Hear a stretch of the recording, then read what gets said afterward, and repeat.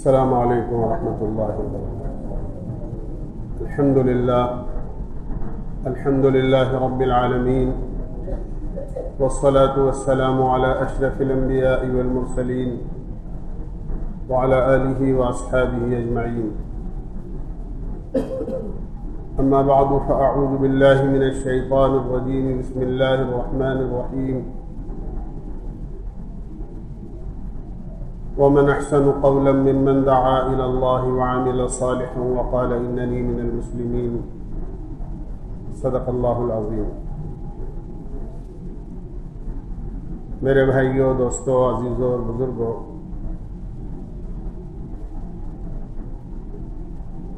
دنیا میں اچھائی آئے اور برائی ختم ہو، اس کے لیے انسان کو اچھا ہونا ہوتا ہے۔ دنیا میں جو اچھائی آتی ہے وہ انسانوں کے اچھا بننے سے آتی ہے، اور دنیا میں جو برائی آتی ہے وہ انسانوں کے بگڑنے سے آتی ہے۔ یہ قاعدہ ہے۔ اگر ہم یہ چاہتے ہیں کہ دنیا میں حالات اچھے ہو جائیں تو ہمیں خود کو اچھا بننا پڑے گا۔ ایسا ہرگز نہیں ہوگا کہ ہم یہ چاہیں کہ ہم تو جیسے ہیں ویسے ہی رہیں اور جو کچھ کر رہے ہیں وہی کرتے رہیں اور حالات اچھے ہو جائیں۔ یہ ایسا ہرگز نہیں ہوگا، اللہ کا قانون نہیں ہے اور اللہ کا ضابطہ نہیں ہے ایسے کہ ہم نہیں بدلیں اور حالات بدل جائیں۔ دنیا میں اچھائی کے لیے ہمیں خود کو اچھا بننا پڑے گا، اور اچھائی ایک ایسی چیز ہے کہ اچھائی کو سب پسند کرتے ہیں۔ اچھی زندگی کو سب اچھا کہتے ہیں۔ انسان بھی چاہتا ہے کہ دنیا کے اندر ایک اچھی زندگی اس کو ملے، لیکن اچھی زندگی کے لیے انسان کو کچھ کرنا پڑتا ہے۔ بگاڑ کے لیے زیادہ محنت کرنی نہیں پڑتی، ہاں اچھائی کے لیے محنت کرنی پڑتی۔ یہ قاعدہ ہے۔ ایک بلڈنگ بنانی ہے آپ کو، اس کے لیے کتنی محنت کرنی پڑتی ہے۔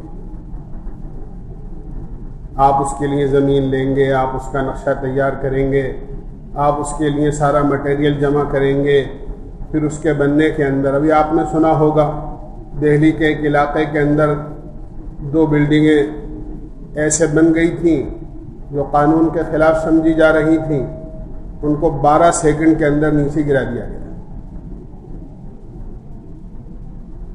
تو آپ اس کا تقابل بننے سے کریں کہ بننے میں کتنا وقت لگا اور بگڑنے کے اندر چند سیکنڈ لگے۔ تو بگاڑ میں زیادہ وقت نہیں لگتا ہے اور نہ کوئی زیادہ محنت کرنی پڑتی ہے، ہاں بنانے کے لیے کچھ کرنا پڑتا ہے۔ ایک زمین ہے جو بالکل بنجر پڑی ہوئی ہے، آپ اس کو اچھا بنانا چاہتے ہیں، زرخیز کرنا چاہتے ہیں، آپ کو اس میں ہل چلانا ہوگا، اس کی سختی کو نرمی سے بدلنا ہوگا، پھر اس کے اندر جو زمین کی ضروریات کی چیزیں ہیں، کھاد ہے، پانی ہے، پھر کسان کیسی محنت کرتا ہے اپنی زمین پر، یا کوئی باغبان ہے تو وہ اپنے باغ کو اچھا بنانے کے لیے کیسی محنت کرنا اس کو پڑتی ہے، تب جا کر چند سالوں کے اندر وہ باغ تیار ہوتا ہے۔ اور اگر اس باغ کو بگاڑنا چاہیں تو اس کے لیے کچھ کرنا نہیں ہوگا، اس کو چھوڑ دو ویران، اس کی کوئی دیکھ بھال مت کرو۔ چند مہینے اگر باغبان اس میں جانا چھوڑ دے تو اس کی گھاس سوکھ جائے گی، اس کے درختوں کے پتے جھڑ جائیں گے، اس میں جہاں پھولوں کے پودے تھے وہاں کانٹے دار جھاڑیاں خود بخود پیدا ہو جائیں گی، اور اتنا جھاڑ جھنکاڑ اس میں پیدا ہو جائے گا کہ خود باغبان یا مالی اس میں اندر جاتا ہوا بھی گھبرائے گا کہ کپڑے نہ پھٹ جائیں، جسم زخمی نہ ہو جائے کانٹوں سے، یا کوئی زہریلا جانور نقصان نہ پہنچا دے۔ کہ یہ کیا ہوا کہ یہ کانٹے دار جھاڑیاں کس نے اگائیں؟ کہ یہ محنت چھوٹ گئی اچھا بنانے کی، تو یہ خود بخود یہ سارا کام ہو گیا۔ تو بگاڑ کے لیے کوئی زیادہ محنت کرنی نہیں پڑتی ہے، بناؤ کے لیے محنت کرنی پڑتی ہے۔ دنیا میں اگر اچھا بنانا ہے اپنے آپ کو اور اچھی زندگی بنانی ہے تو اس کے لیے کچھ کرنا پڑتا ہے، بغیر کچھ کرے آدمی اچھا نہیں ہوتا۔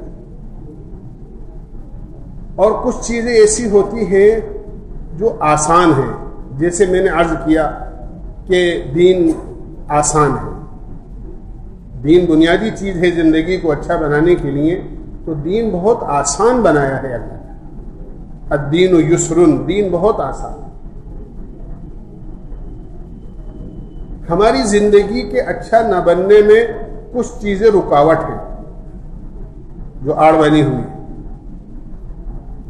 ایک سب سے بڑی چیز یہ ہے کہ آدمی جو چیزیں جانتا ہے اس پر عمل نہیں کرتا۔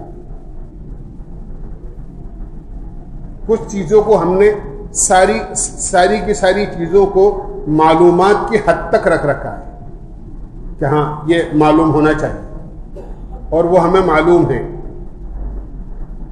اور آدمی سے فخر کرتا ہے کہ ہاں ہمیں معلوم ہے یہ سب، کہ یہ بھی ہمیں معلوم ہے۔ لیکن جو کچھ معلوم ہے اس پر عمل کتنا ہے، اس میں ہم سب صفر ہیں۔ جیسے مثال کے طور پر ایک آدمی جانتا ہے کہ، اور عموماً سبھی جانتے ہیں کہ جھوٹ بولنا گناہ ہے، بری چیز ہے، لیکن پھر بھی آدمی جھوٹ بول رہا ہے۔ دھوکہ دینا کسی کو گناہ ہے، بری چیز ہے، ایک برا عمل ہے، لیکن پھر بھی دھوکہ دے رہا ہے۔ وعدہ خلافی کرنا بری چیز ہے، وعدہ خلافی نہیں کرنا چاہیے، لیکن پھر بھی آدمی وعدہ خلافی کر رہا ہے۔ نوجوان کو معلوم ہے کہ کسی کی بہن بیٹی کو غلط نظر سے دیکھنا اچھا نہیں ہے،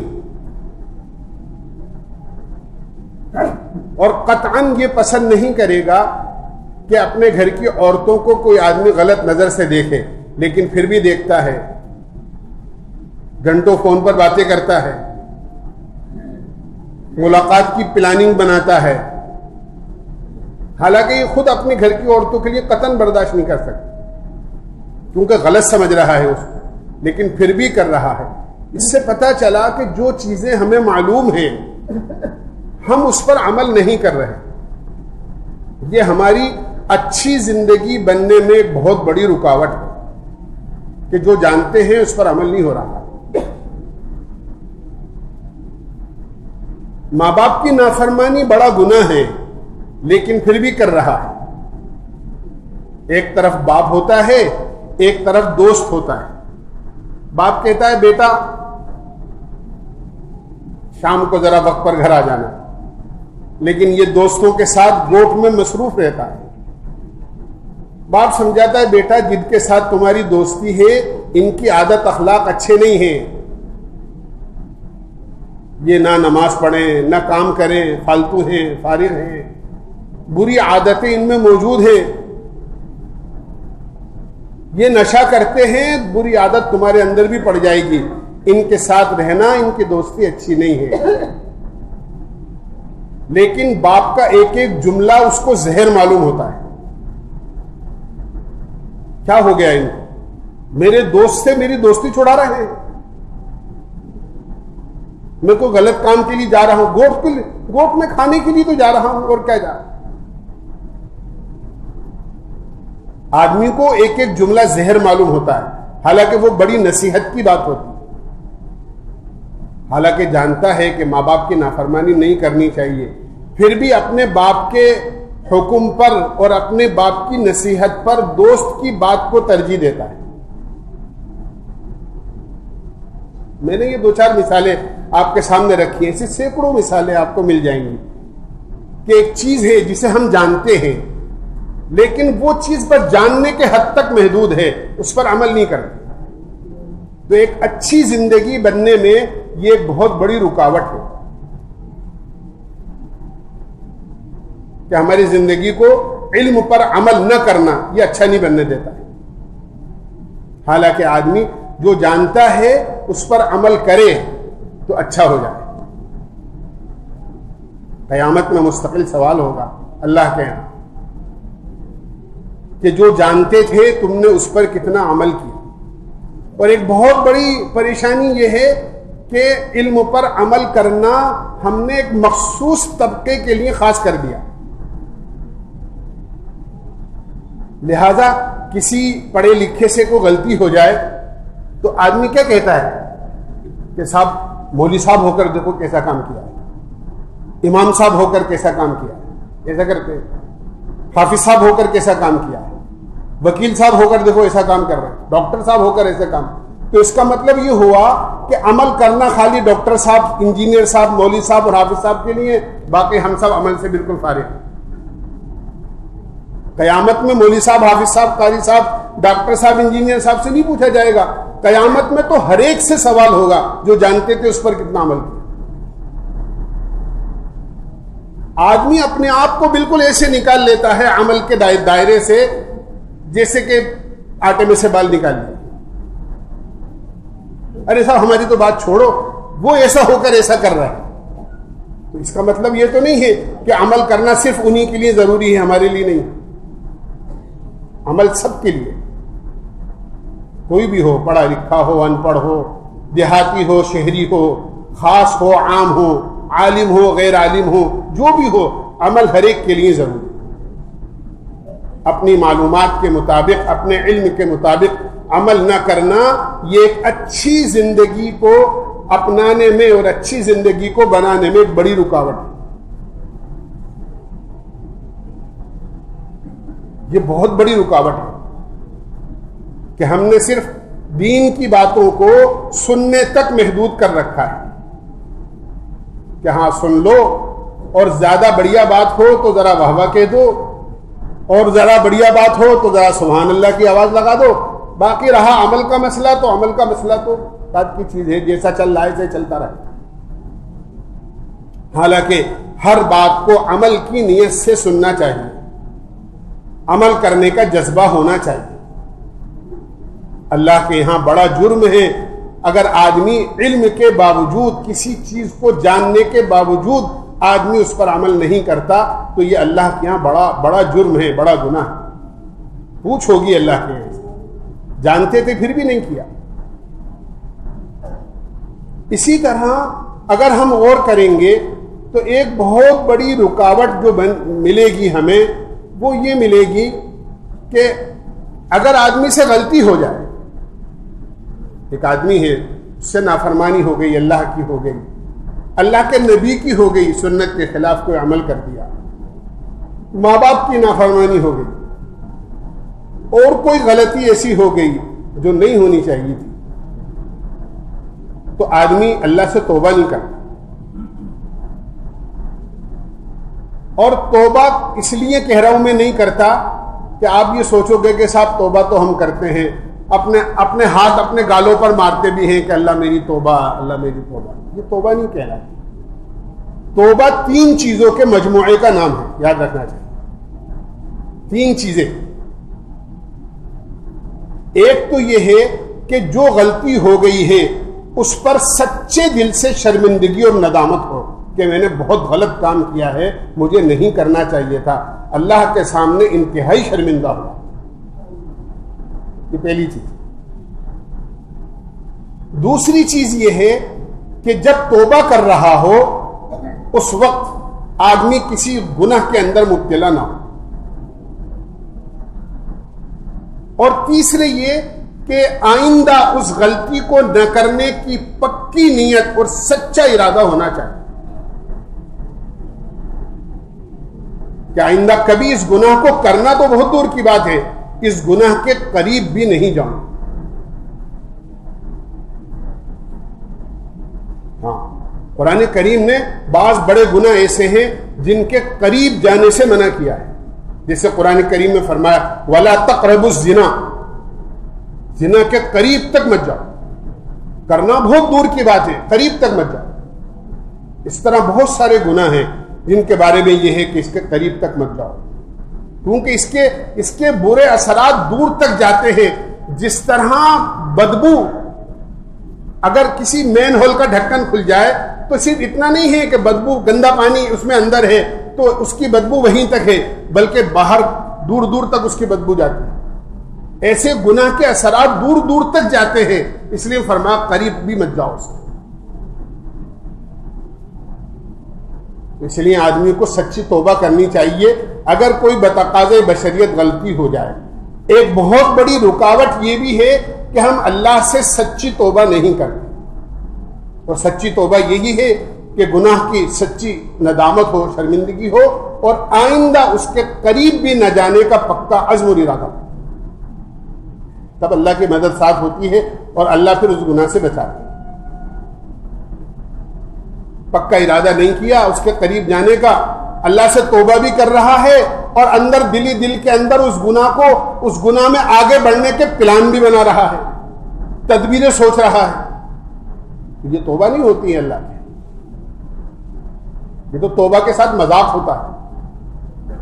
اور سچی توبہ اتنی بڑی چیز ہے کہ دنیا کے نامعلوم کتنے مسائل کا حل اللہ نے اس میں رکھا ہے، جس کو قرآن میں استغفار کہا ہے.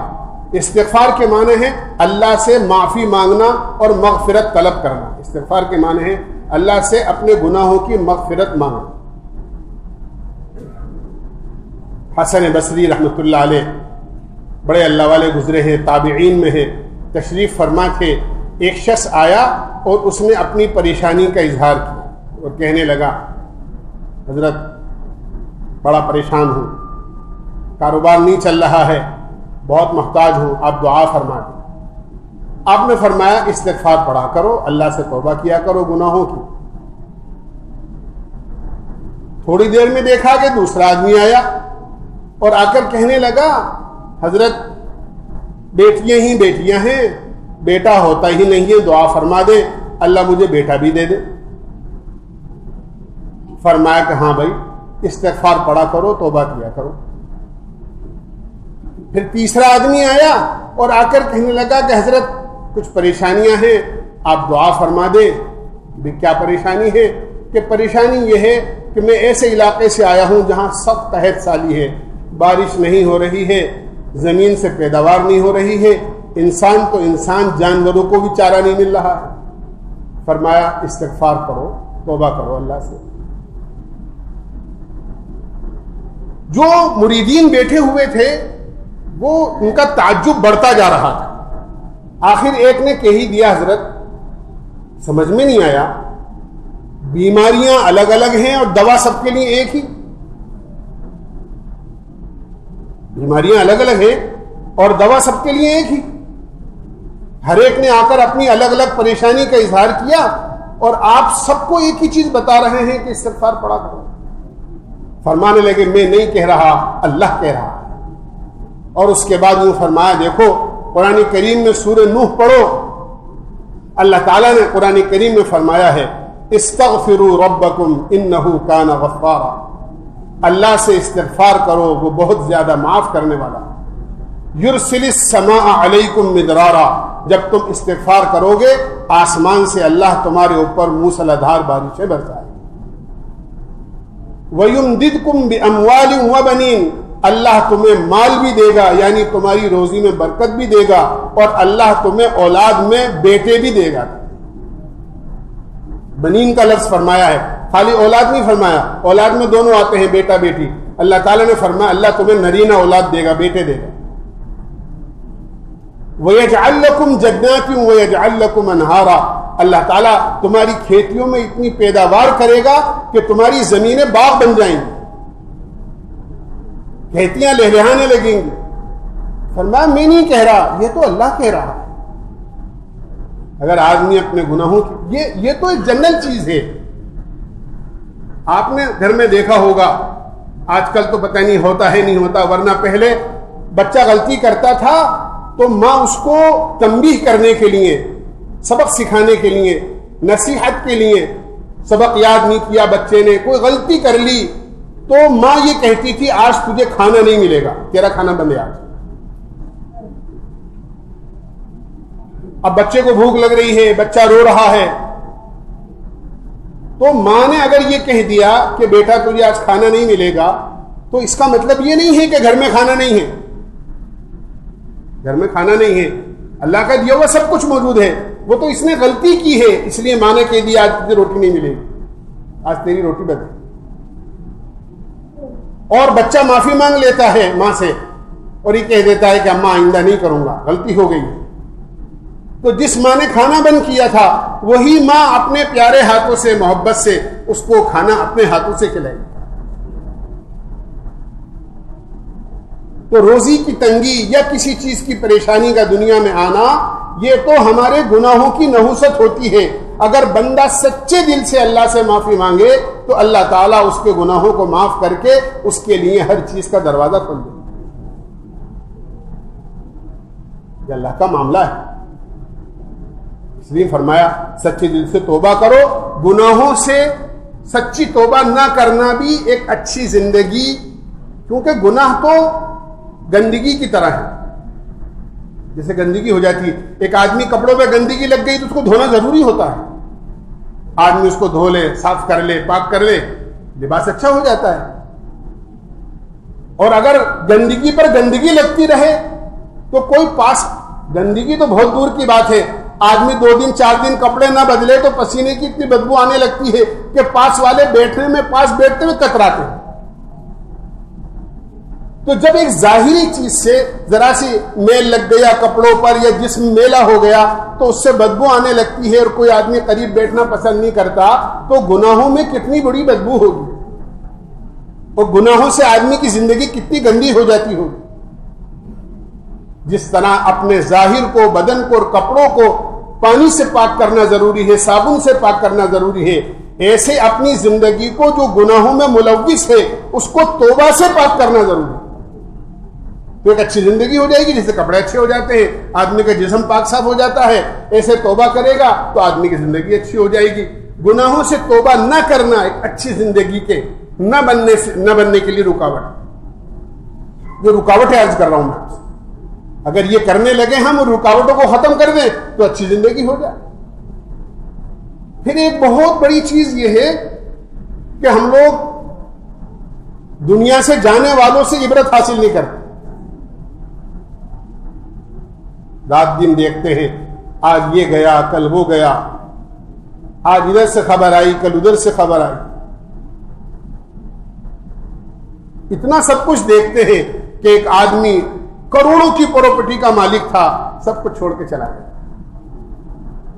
ایک عورت جو لاکھوں روپے کے زیورات اپنے جسم پر پہنے ہوئے، جو کئی ہزار روپے کا جوڑا اور کپڑے پہنتی تھی، آج عالم یہ ہو گیا کہ عورتیں اپنی آنکھوں سے دیکھتی ہیں، اور یہ منظر ان کے سامنے ہوتا ہے کہ دیکھتے ہیں غسل دینے والے اور غسل دینے والیاں، کوئی چیز رہ تو نہیں گئی ہے، خالی کپڑے ہی نہیں، پاؤں کی پازیب ہے، ہاتھوں کی چوڑیاں ہیں، اور ناک کی لونگ ہے، اور کانوں کی بالیاں ہیں، اور گلے کا ہار ہے، ایک ایک چیز چھان بین کر ایک ایک چیز اتار لی جاتی۔ کیا ہوا؟ اگر ان چیزوں کو اور ان مناظر کو دیکھ کر بھی عبرت حاصل نہ کریں تو ہم سے زیادہ بے وقوف کون ہوگا؟ ہارون رشید کا ایک بیٹا جو انتہائی اللہ کا نیک بندہ تھا، اس نے ایک مرتبہ اپنے باپ کے سامنے شعر پڑھا تھا عربی کا، جس میں بڑی نصیحت کی بات تھی۔ کہنے لگا اذا حملت علی القبور جنازۃ فاعلم بانک بعدها محمول، یاد رکھو جب کسی جنازے کو اپنے کندھوں پر اٹھا کر قبرستان لے کر جایا کرو تو ذرا یہ بھی سوچ لیا کرو جس طرح آج اسے اپنے کندھوں پر لے کر آئے ہیں، ایک دن ہمارا جنازہ بھی اسی طرح دوسروں کے کندھوں پہ جائے۔ جس طرح یہ خالی ہاتھ جا رہا ہے اس طرح ہمیں بھی خالی ہاتھ جانا ہے۔ اگر جائے گا تو آدمی کا عمل ساتھ جائے۔ بہت بڑی چیز یہ ہے اچھی زندگی نہ ہونے میں کہ لوگوں کا دنیا سے جاتا ہوا منظر دیکھ کر بھی آدمی عبرت حاصل نہیں کرتا۔ آج کل تو آپ دیکھیں گے جنازوں میں، قبرستان میں کاروبار کی باتیں ہوتی ہیں۔ لوگ سوچتے ہیں کہ ویسے تو لوگ ملتے نہیں ہیں، یا دو جگہ ہیں لوگوں کے ملنے کی، یا تو کسی کی شادی میں ملاقات ہو جائے گی یا کسی کے جنازے میں ملاقات ہو جائے گی۔ کچھ لوگوں سے ملنے کے لیے یہ دو جگہ خاص کر رکھی ہیں کہ یا تو جنازے میں ملیں گے یا کسی کی شادی میں ملیں گے، ویسے تو ملاقات ہوتی نہیں ہے بس۔ اور پھر اپنی رہی صحیح قبرستان میں کھڑے ہو کر وہ ساری باتیں کرتے ہیں، کیا حال ہے آج کل، نظر نہیں آ رہے، کہاں رہتے ہو، وہاں فیئر ہوا تھا وہاں گئے تھے نہیں گئے تھے، آج کل آپشن میں کیا رہا، وہ مال بکا نہیں بکا، وہ پیمنٹ آیا نہیں آیا۔ وہ بیچارے کچھ لوگ قریبی لوگ تدفین میں لگے ہوئے ہیں اور یہاں ادھر باتیں ہو۔ یعنی جو جگہ خاص عبرت کی ہے اور نصیحت حاصل کرنے کی ہے، وہاں بھی دنیا کے تذکرے ہم سے نہیں چھوڑتے۔ یہ چند رکاوٹیں ہیں جو ہماری زندگی کو اچھا نہیں بننے دیتی۔ اس لیے اچھی زندگی سب پسند کرتے ہیں۔ ان رکاوٹوں کو ہٹا دیجئے، جو جانتے ہیں اس پر عمل کیجئے، استغفار اللہ سے توبہ کیجئے غلطی ہو جائے تو، اور جانے والوں سے عبرت حاصل کیجئے۔ انشاءاللہ اللہ زندگی اچھی بنا دیں گے، اور دنیا میں رہیں گے تو سب کے محبوب بن کر، اور دنیا سے جائیں گے تو اللہ کے محبوب بن کر۔ اللہ ہمیں عمل کی توفیق نصیب فرمائے۔ آخر دعوانا